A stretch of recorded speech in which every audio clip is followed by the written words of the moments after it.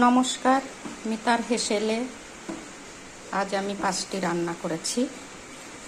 আজকের বৃষ্টি বাদলার দিনে একটু ভালো খাওয়ার জন্য একটু চিকেন কারি করেছি, আর করেছি তার সঙ্গে জিরা আর ক্যারট রাইস।